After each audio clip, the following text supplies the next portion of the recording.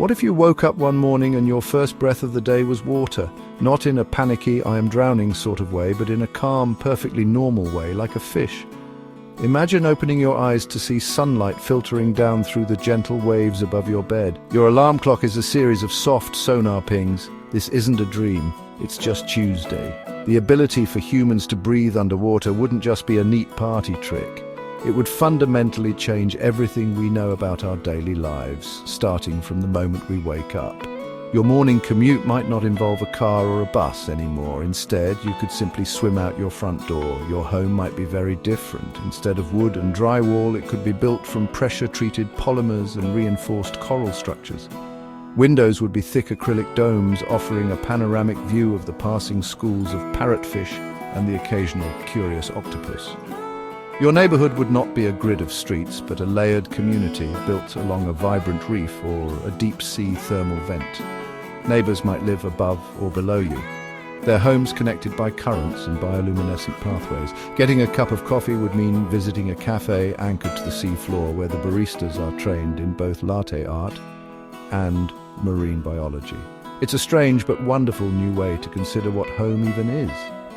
Daily chores would also take on a new aquatic dimension. Instead of mowing the lawn, you might spend your Saturday tending to your garden of kelp and sea anemones. This garden wouldn't just be for decoration, it could be a source of food or even bioluminescent light for your home. Walking the dog would be replaced by guiding the dolphin through underwater parks. Your pet might not be a furry creature, but a trained cuttlefish that can change colors to match your mood. The very air we no longer need to breathe would be replaced by a world of water, full of new sounds, new textures, and new responsibilities. The simple act of living would be an exploration. Forget about worrying over rainy days. In this world, being submerged is the default state of existence. A storm on the surface might just be a distant, rumbling light show from the safety of your deep-sea apartment. Weather forecasts would be less about precipitation and more about the strength and direction of ocean currents. Will the Gulf Stream be running fast today, making your swim to work easier? Are there any jellyfish blooms to avoid on your way to the underwater market? Daily life becomes a constant interaction with a powerful living environment that we are now finally a true part of. It's a profound shift in our relationship with the planet we call home.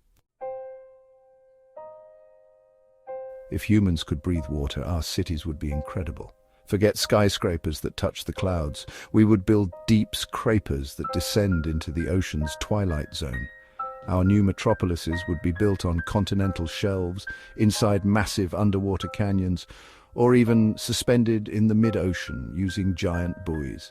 These cities would not be dark and grey, they would glow.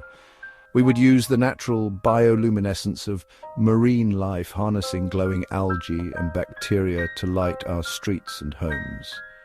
Imagine a city lit not by electricity, but by living light, shimmering in the deep blue.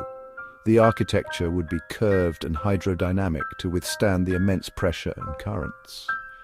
Urban planning would be a whole new field of study. Planners would have to think in 3 dimensions in a way they never have before. Transportation wouldn't rely on roads, but on designated current lanes for fast travel. Slower, local traffic could involve personal propulsion units or simply leisurely swimming. Public transit could be a network of large, slow-moving submersibles like underwater buses that ferry people between different city levels. Zoning laws would separate industrial areas like deep-sea mining operations from residential reefs to minimize noise and pollution. The entire concept of a city map would be a complex 3-dimensional model, not a flat piece of paper. The very idea of real estate would be turned on its head. A penthouse apartment might not be at the top of a building, but at the very bottom, offering a view into the mysterious abyss. Properties with access to unique ecosystems like a vibrant coral reef or a hydrothermal vent would be highly sought after. Some people might prefer to live a more nomadic lifestyle, residing in mobile homes that are essentially personal submarines, constantly moving to new and interesting parts of the ocean. Entire communities could follow the migratory patterns of whales, living in symbiosis with the great creatures of the deep. Our world would be bigger, deeper, and more mobile than ever. Of course, there would be new challenges. Construction would be incredibly difficult, requiring advanced robotics and materials that can withstand saltwater corrosion and crushing pressure. Waste management would be a critical issue. We couldn't just dump our trash into the ocean if we were also living in it. New systems for recycling and containing waste within closed loops would be essential to avoid poisoning our own neighborhoods. Despite these hurdles, the allure of building entire civilizations in the last true frontier on Earth would be too strong to resist. We would become a species of builders, architects, and pioneers of the deep. With a new world comes new work. The job market would be flooded with professions we can barely imagine today. The term blue collar would take on a very literal meaning. One of the biggest new industries would be aquatic agriculture, or mariculture. Instead of farming wheat and corn on land, we would cultivate vast underwater fields of seaweed, kelp, and other marine plants. These farms could feed billions and also help absorb carbon dioxide from the atmosphere. Ranching would also move underwater, with aqua farmers herding schools of fish, crustaceans, and other sea creatures in large open ocean pens. This would be a hands-on job, requiring skilled swimmers who understand animal behavior. Exploration and resource management would create a huge number of jobs. We could finally map the entire ocean floor with human precision. Geologists would swim along tectonic plates, studying volcanic activity up close. Miners would extract valuable minerals from undersea vents and nodules on the abyssal plain, but hopefully with new, less destructive methods. Imagine a team of welders repairing a transatlantic data cable while floating in the silent darkness, their helmet lights cutting through the gloom. These jobs would be dangerous and demanding, requiring a new generation of highly trained and physically fit underwater workers who are part explorer, part technician. The service and tourism industries would also adapt in incredible ways. Underwater hotels would offer the ultimate getaway, with rooms that have jellyfish and sharks swimming past the windows. Tour guides would lead groups of people on safaris through the Great Barrier Reef or into the shipwrecks of the deep. Imagine a restaurant where the dining room is a clear bubble surrounded by the majestic dance of manta rays. New forms of entertainment would emerge, like professional sports played in 3 dimensions. A game of zero-gravity water polo in a massive ocean sphere could become the world's most popular sport, watched by millions. This new economy would also require a new kind of education. Marine biology would become a core subject in elementary school, right alongside math and reading. Children would learn to identify local fish species as easily as they learn to identify trees and birds today. Vocational schools would offer certifications in deep-sea welding, submersible piloting, and coral reef restoration. Universities would have entire departments dedicated to abyssal sociology and hydrothermal engineering. The knowledge required to thrive in this new world would be vast, and our entire education system would need to evolve to keep up with our new watery reality. The ability to breathe underwater would do more than just change our lifestyles. It would redefine our relationship with planet Earth. For the first time, we would truly see our world as a water planet. With over 70% of the surface covered by oceans, we would effectively unlock the majority of our own planet for habitation and exploration. This could ease the pressure on land resources and reduce overcrowding in terrestrial cities. We could spread out, creating a more balanced and sustainable global population that lives in harmony with both land and sea.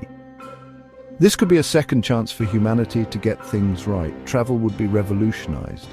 Instead of flying over oceans, we could travel through them. High-speed personal submarines could make the journey from New York to London faster and more energy efficient than a plane. We could build a global network of underwater maglev trains enclosed in vacuum-sealed tubes laid across the ocean floor, connecting continents in ways we've only dreamed of. This would reduce our reliance on fossil fuels for air travel, significantly cutting down on greenhouse gas emissions. The planet would feel both bigger because of all the new space and smaller because of how easily we could traverse it. This new ability could be our greatest environmental tool. We could directly combat the problems plaguing our oceans. Teams of people could reforest the seas by planting new coral reefs and kelp forest by hand. They could actively filter microplastics from the water column or neutralize zones of ocean acidity. We would no longer be distant observers of environmental collapse. We would be on the front lines, equipped to heal the damage we've done. Witnessing the beauty and fragility of marine ecosystems firsthand every day would surely give us a powerful incentive to protect them. It's one thing to read about a dying reef, it's another to see it outside your kitchen window. Ultimately, becoming an aquatic species would change our perspective forever. We would see that the deep, dark ocean is not an empty void to be feared, but a vibrant, living space filled with wonder and possibility. We would understand that we are not masters of the earth, but just one part of a complex, interconnected system. This humility could be the most important change of all. By learning to breathe underwater, we might finally learn how to live on our planet. The most exciting possibility is not just the new cities we would build or the jobs we would create, but the new, wiser humanity we could become.